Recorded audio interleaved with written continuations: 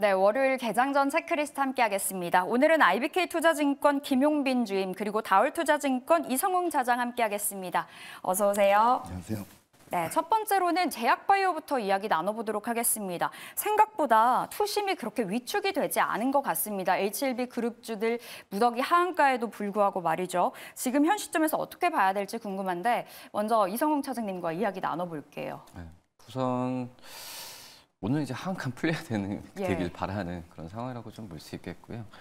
지금 현재 본다고 하더라도 이 우려스러운 부분이 이제 HLB 쪽으로의 어떻게 보면 우리나라 첫 어떤 항암 이런 좀 FDA 승인에 대한 기대감이 좀 컸었는데 이 부분이 불발되면서 전체 어떤 제약바이오 업종들의 신약에 대한 개발이 약간의 좀 뭐 투자 받는 거나 이런 부분이 좀 차질이 있지 않을까. 네. 저는 일차적으로 큰 부분으로 봤을 때는 이게 좀 우려스러운 부분은 좀 있긴 하지만 우선은 지금 현재 본다고 하더라도 2018년이었죠. 그때 셀트리온 같은 경우도 FDA 승인이 연초에 한번 불발됐다가 12월 연말 정도에 다시 한번 승인을 받은 적이 있었거든요. 물론 이제 HLB도 다시 한번 이제 도전을 하는 그런 상황이라고 좀 볼 수 있겠는데 뭐 그런 점에서 긴 호흡으로 지켜봐야 되는 게 맞다라고 지금 생각이 좀 되고 있고 앞서서 말씀하셨듯이 HLB 쪽에서의 어떤 낙폭에 대한 과대함이 좀 있었고 다른 어떤 제약바이오 업종 쪽으로는 큰 영향은 제한적으로 좀 갔었거든요. 뭐 그런 점에서 봤을 때는 물론 이제 투자 심리에 대한 부분은 그나마 좀 다행으로 좀 가지 않나라고 좀 생각이 좀 되고 있고 지금 현재 뭐 유한여행 같은 경우에도 다른 이제 항암 신약에 대한 부분에서 FDA 신청에 대한 가능성이 굉장히 좀 높거든요. 뭐 그런 점을 본다고 하면은 계속 될 겁니다. 우리나라 제약바이오 업체 기업들이 미국 쪽에서 FDA 승인 받고 또 이 부분에 있어서 판매에 대한 이 부분이 굉장히 좀 힘든 험난한 과정이지만 그거에 대한 도전은 계속 될 거라고 좀 생각이 되고 있고요. 근데 우선은 이 부분을 좀 전제를 해야 될 것 같아요. 우선 일반적인 기업이 신약을 초반에 개발했을 때 판매까지 가는 확률이 지금까지 본다고 하더라도 10%가 안 되거든요. 뭐 그런 점을 봤을 때는 그런 점을 위험을 한다고 하더라도 개발할 수밖에 없는 그런 상황이라고 좀 말씀을 드릴 수 있어서 이런 과정 같은 경우에는 뭐 제약바이오 업종의 어떤 산업의 특성상 또 이제 주가적인 측면에서도 뭐 이런 어떤 임상이나 또 이제 승인에 대한 영향을 많이 받을 수 있겠지만 어쩔 수 없는 과정이라고 좀 생각이 되고 있거든요. 뭐 그런 점에서 봤을 때는 말씀드렸다시피 긴 호흡으로 이 제약바이오 업종은 접근해야 되는 게 맞다라고 생각이 되고 있는데 뭐 주가적인 측면은 또 틀리죠. 뭐 주가라는 부분은 굉장히 잔인하죠. 뭐 그렇기 때문에 어떤 제약바이오 업종의 단기적인 트레이딩 관점을 접근하는 부분에 있어서 약간의 트레이딩에 대한 좀 어려운 부분을 겪는다고 한다면은 제가 본다고 하더라도 뭐 반도체나 이런 제조업 쪽으로 눈을 한번 또 돌리는 관점도 필요하지 않을까라고 좀 생각이 됩니다. 그러니까 지금 제약바이오보다는 결국엔 반도체라고 정리를 해야 되는 건가요? 아니면 긴 호흡으로 들고 갔을 때 어떤 종목을 좀 바라볼 수 있는지도 궁금하고요. 우선은 이제 펀더멘탈이 받쳐주는 기업을 해야 되는 게 1차적인데 뭐 제약바이오 업종 특성상은 펀더멘탈 당장 이제 실적의 흑자가 꾸준하게 나오는 기업들 같은 경우에는 바이오보다는 뭐 제약주이거든요. 네. 뭐 그런 점에서 봤을 때는 이제 실적주로서 접근을 해야 되는 부분이지만 실적주로서 제약바이오 업종을 찾는 부분은 굉장히 슬림화가 돼야 되고 종목이 몇 개 안 되는 그런 상황이거든요. 뭐 그런 점에서 봤을 때는 어떻게 실적이 좀 꾸준히 나오는 어떤 뭐 CMO, CDMO 이런 기업들에 대한 관심을 좀 가져야 되고 그리고 이제 제약바이오 업종 안에서도 지금 이제 바이오 신약에 대한 신약에 대한 부분이 허가 받으면서 실적이 나오는 뭐 셀트리온 뭐 이런 기업들에 대한 좀 관심을 돌리는 게 낫지 않을까라고 좀 생각이 됩니다. 네, 펀더멘탈도 좀 고려를 해보면서 접근을 해야 된다 말씀 전해주셨고 주임님은 어떻게 보셨는지 궁금한데 제약바이오 또 이슈가 있었어요. 생물보안법 하원도 이제 미국에서 통과가 됐다라는 소식. 지금 삼성 바이오로직스, ST팜 쪽에서 반사익 볼 거다 이야기 많이 나오던데 그 두 종목 집중을 해볼까요? 아니면 전반적으로 어떻게 보시나요? 일단은 반사수를 본다는 것이 좀 확실하다라고 얘기를 드리고 싶고, 근데 상당히 좀 긴 기간이 걸릴 것 같다라는 쪽으로 제가 생각을 하고 있는데, 일단은 지금 생물보안법이 지난번에도 사실 저희가 한번 다뤘던 내용이기도 하고, 지금 뭐 간략하게 좀 말씀드리자면 2032년까지 지금 중국 CDMO에 대해서 신규 거래를 좀 중단을 하고, 앞으로 나오는 이제 거래에 대해서도 이제 2032년까지만 유효하다 이런 내용으로 아마 흘러갈 것 같은데, 일단 생물보안법에 대해서 좀 자세히 본다면은 사실 좀 생각보다 늦어질 수도 있다. 이슈는 꾸준히 되겠지만은 가파른 급등에 좀 기대는 하지 말자 이런 식으로 좀 정리가 될 것 같은데, 지난주 5월 15일 날 이제 하원을 통과했습니다만 사실 상원 통과 이제 대통령 서명까지 이런 부분을 생각해 봤을 때는 연내 12월에 이제 제정이 될 것 같고요.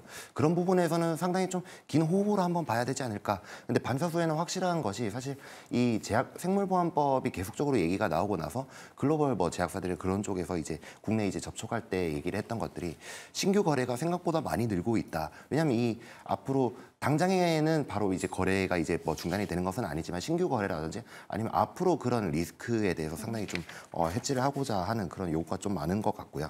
그리고 국내 CDMO와 CMO 기업에서는 특히 뭐 중장기적인 수혜가 있다라고 봐야겠죠. 그런 부분에서는. 그렇게 된다면 기업들 중에서는 사실 뭐 삼성바이오로직스, ST팜 이런 기업만 얘기를 해주셨지만 이제 바이넥스 그리고 그 자회사에 있는 동아소시홀딩스 이런 기업까지 이제 한번 지켜보셔도 될 것 같고요. 그리고 지금 최근에 아마 단기적으로 그냥 가장 좀 수혜를 받을 수 있는 종목이 어떤 단에서 봐야 되냐라고 했을 때는 아마 중소형 업체를 좀 많이 보실 필요가 있다 생각합니다. 특히 우시에텍 같은 관련 계열사들 봤을 때는 특히 이 작은 규모의 CDMO가 상당히 많기 때문에 그런 쪽에서는 아마 국내에서도 대형사보다는 중소형 업체들이 아마 단기적으로 좀 더 빠르지 않을까라고 생각을 하고 있고요. 그렇기 때문에 아마 중소형 CDMO를 좀 포커싱 해봐야 되지 않을까 생각하고 있습니다. 방금 그럼 바이넥스 동아소시오홀딩스 괜찮다라는 관점에서 말씀 전해주신 거고 원체 이 이슈는 좀 길게 들고 가야 된다는 거죠. 확실한 수혜는 있겠지만 좀 호흡을 넉넉하게 잡고 가자 말씀 전해주셨고, 그럼 제약바이오 현 시점에서 우리 투자자들 딱 하나 산다면 지금 어떤 종목 괜찮을까요? 그 중에서는 아마 바이넥스를 얘기를 드리고 싶고요. 바이넥스가 최근에서야 이제 좀 계속적으로 좀 이슈가 되고 있는 종목인데 6월에 FDA에서 하는 이제 CGMP 승인이라는 것이 있습니다. 이게 그러니까 이제 제약을 함에 있어서 이제 뭐 표준이라든지 그리고 이제 설비라든지 아니면 퀄리티 이런 부분에 대해서 이제 인증을 받는 것인데, 그런 부분에 있어서 동사가 이제 승인을 받게 된다면 국내에선 두 번째 규모라고 보시면 될 것 같고요. 그런 생물보안법에 따른 그런 반사이익이 좀 적극적인 수혜가 예상된다라고 말씀드리고 싶습니다. 바이넥스 탑픽으로 꼽아주셨습니다. 차장님의 탑픽은 뭘까요? 앞서 셀트리온도 말씀 전해주셨고 어떤 종목 바라보세요? 우선 뭐 좀 단기적으로는 이제 유한양행을 좀 보긴 해요. 랭라자 맞나요? 아니요, 그 레이저 탄입. 폐암 이거 신약. 근데 우선은 그 물론 이제 유한양행도 FDA 승인이라는, 글쎄 FDA 승인이라는 부분이 정말 이제 HM을 본다고 하더라도 주가에 영향을 미치는 부분이 굉장히 좀 많지만.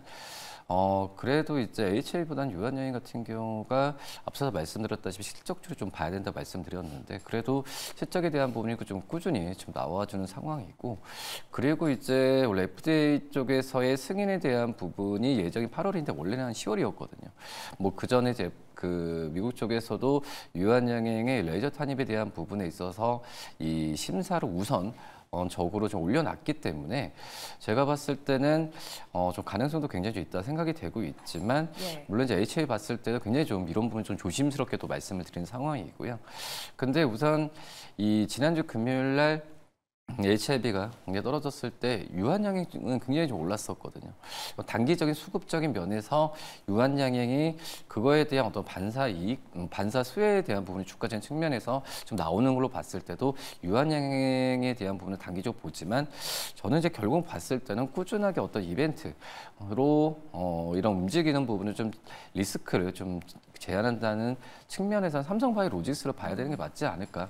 왜냐하면 이제 CDMO나 CMO 쪽 같은 경우 경우에는 어떤 개발하는 건 아니잖아요. 예. 신약을 개발하거나 그런 부분이 아니라 어떤 제약바이오 업종 산업에 대한 부분에 있어서 신약도 많이 나오고 활발해졌을 때 이러한 이 위탁 생산에 대한 수주 부분이 굉장히 좀 늘어나는 상황으로 가고 있기 때문에 뭐 일본 실적을 본다고 하더라도 이 신약 쪽에서의 수주 부분은 굉장히 좀 꾸준하게 좀 일어나고 있는 상황이거든요.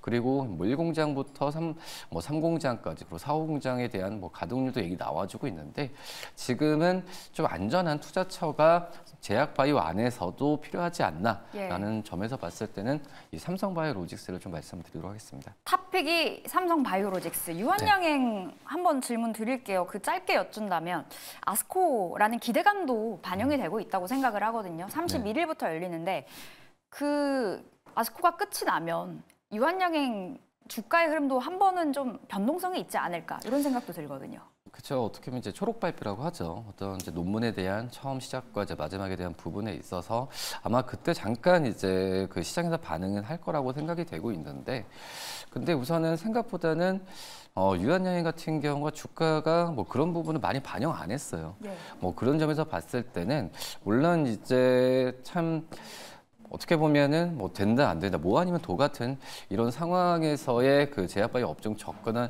하려고 어쩔 수 없이 하는 상황에서는 유한양행처럼 그나마 뭐 이런 부분에 있어서 주가에 대한 변동성이 좀 적었었고 실적이 좀 잘 나오는 기업들 같은 경우에는 좀 오히려 좀 주가 떨어졌을 때 매수 관점 FDA 앞서 말씀드렸다시피 뭐 8월을 기점으로 받는다고 하면은 매수 관점도 접근해도 나쁘지 않다라는 생각도 듭니다. 알겠습니다. 이렇게 유한양행까지 이야기 들어봤고요. 체크리스트 두 번째로 넘어가 보도록 하겠습니다. 자, 두 번째도 우리 차장님과 먼저 이야기 나눠볼 건데 효성중공업 인적 분할 소식이 한 언론사 통해서 나왔었고요. 일단 사측에서는 사실 무근이다라는 발표하면서 주가 변동성이 장중에 굉장히 컸었거든요. 근데 재차 시세가 나온 자리에서 끝이 났습니다. 신고가에 접어든 효성중공업 현재 밸류 매력도 어떻게 평가하세요?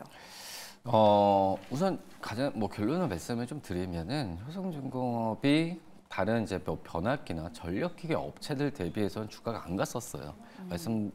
앞서서 뭐 좀 말씀 다 하셨지만은 어떤 지분 이슈도 좀 있는 상황이지만 중요한 부분이 건설 부분 쪽이었거든요. 예. 그러니까 이제 이 전력기기나 이쪽에서의 실적은 뭐 말을 할 필요가 없죠. 다른 이제 기업들 뭐 HD 현대엘렉트릭, 뭐 LS 뭐 이런 기업들 같은 경우에는 또 이제 다른 뭐 이 전기 업체들 같은 경우에도 이 전력기기 쪽이 일반 사이클이 아니고 지금 슈퍼 사이클이거든요.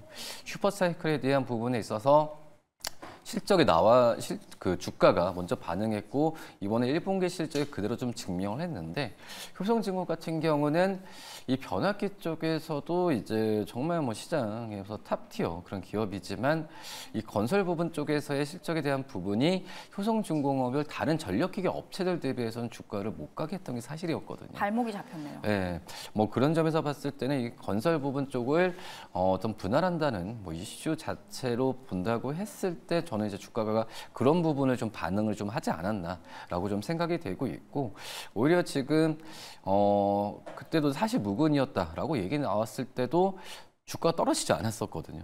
뭐 그런 점을 본다고 하면은 이 효성중공업의 어떤 이런 이슈에 대한 부분 같은 경우는 좋은 쪽으로 좀 갈 수 있겠지만은 제가 봤을 때도 이런 인적 분할이나 어떤 이 효성 안에서의 지분이나 이런 부분은 어떻게 보면은 이제 밸류적인 측면에서는 오버슈팅이 될 수도 있고 또 이제 떨어졌을 때는 저평가 구간이 될 수 있겠지만 이런 변동성이 좀 잠잠해졌을 때 밸류에 대한 평가, 매수 관점을 접근하는 게 더 쉽거든요. 뭐 그런 점에서 봤을 때는 우선 변동성이 좀 적어졌을 때 효성중공업 좀 평가하는 게 낫지 않을까 이렇게 판단됩니다. 알겠습니다. 이렇게 이야기 들어봤고 주임님과 전선주 이야기 나눠볼게요. 특히나 LS 쪽으로 목표가 줄 상향이 이어지고 있어서 전선주 어떻게 봐야 될지 시간이 넉넉하진 않아요. 네. 예. 일단 좀 장기적으로 계속 좀 지켜봐야 될 것 같고요. 계속적으로 이슈몰이가 될 것 같은 부분인데 왜냐하면 특히 지금 구리에 대한 가격이 계속적으로 심상치 않게 좀 보이고 있는 상황인데 특히 구리에 대해서 얘기하는 건 다 전기동이거든요. 그러니까 이제 전선에 들어가는 그 전기동이라고 볼 수 있겠는데 되겠는데 이게 지금 AI 데이터 센터 발로 인한 수요가 상당히 우리가 생각하고는 상당히 너무 많이 수요가 땡겨지고 있다라는 부분에 초점을 봐야 될 것 같고 그리고 또 이 구리 쪽에서는 이 공급 부족에 대한 부분도 시사가 많이 되고 있습니다. 특히 뭐 남미 쪽이라든지 그런 광산이 폐쇄가 되면서 그런 장기 공급이 좀 깨지고 있는 상황인데 그렇게 본다면 계속적으로 좀 구리 가격 상승에 대해서 좀 베팅을 해봐야 될 것 같고요. 그리고 구리 쪽에서는 하여튼 이렇게 좀 보시게 된다면 장기적으로 좀 가격이 오를 수밖에 없다라는 부분이고 그렇기 때문에 국내에서도 특히 전력기기라든지 전설 설비 그쪽으로도 아마 수급이 좀 몰리지 않을까라고 좀 생각이 드는 부분입니다. 예, 알겠습니다. 구리 가격 점진적으로 계속 올라갈 거다라는 측면에서 LS 눌렸을 때 접근을 해보도록 하겠습니다. 이렇게 오늘 체크리스트 마무리 지어보도록 할게요. 오늘 IBK투자증권 강남센터 김용빈 주임 그리고 다올투자증권 영업부 이성욱 차장 함께했습니다. 말씀 고맙습니다.